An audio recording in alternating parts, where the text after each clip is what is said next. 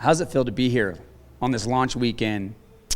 It's super interesting because I've been far more nervous than I thought I would. Last night we beat the LA Gorillas, and like we're sitting and doing this interview right now, and I'm still looking over my shoulder because they're about to upset Florida, and I'm excited about it because then it makes me feel better about our win last night. Because like any sport, that opening weekend kind of gives you a little calibration. You don't really know where everybody sits, and so it feels amazing. It feels like for me, it feels like 7 or 8 years of curiosity coming to a culmination. It's a space I've been watching for a long time with curiosity.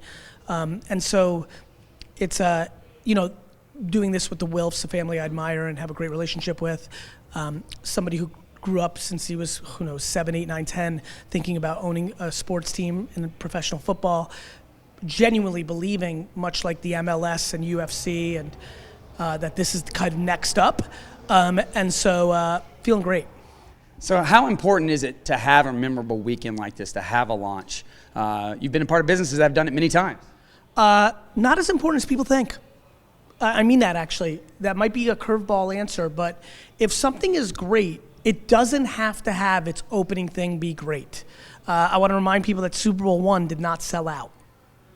So, to me, it would be nice. I'm very excited about how it's going. It's going extremely well.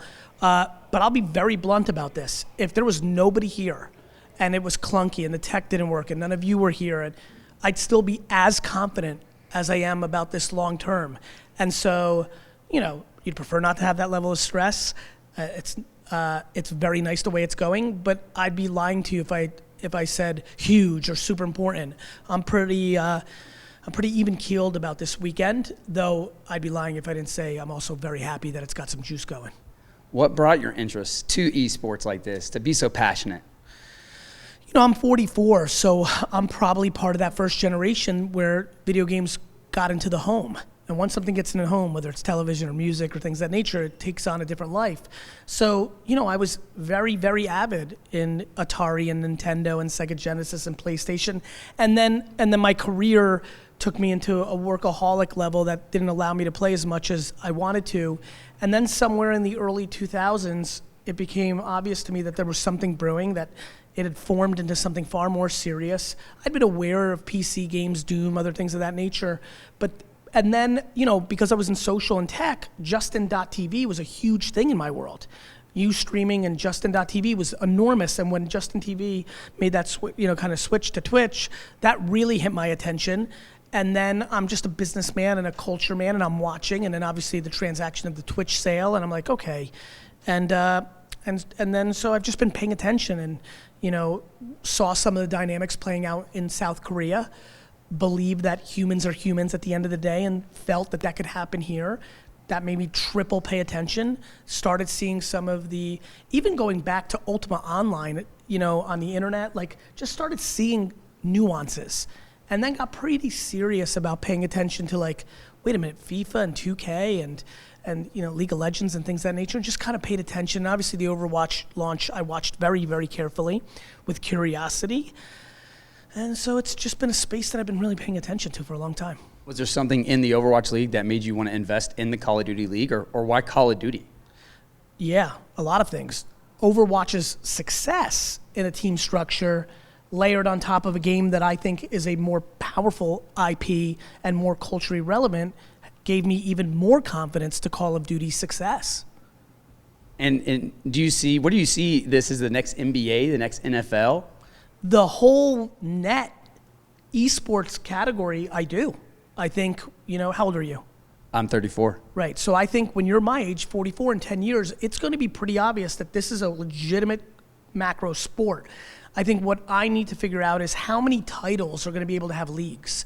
Is this the kind of sport that's going to have 14 leagues? I mean, look at soccer, football, as it's called everywhere outside the U.S. There are, 7 to 12, meaningful leagues, 3 to 4 at the tippy top of it, and there's the Premier League. I think that's what's going to happen with esports. I think esports is going to be like soccer, and globally there'll be 39 to 55 titles that have leagues like this, right? It is my hope that Call of Duty is the English Premier League, but if it's even the Spanish League or the German League, this was a very smart investment. How important is personalities in this sport?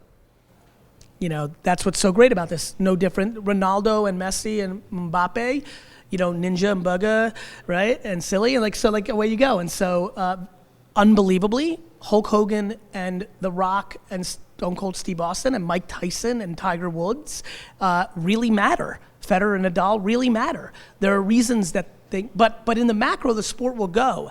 But the sport goes crazy. Like when we have the first, really charismatic, player that is just that is on Kimmel, that is dating Emma Chamberlain. It's going to really matter, and that's going to happen in this sport. Is Vaynermedia going to be a part of that to help your players get there?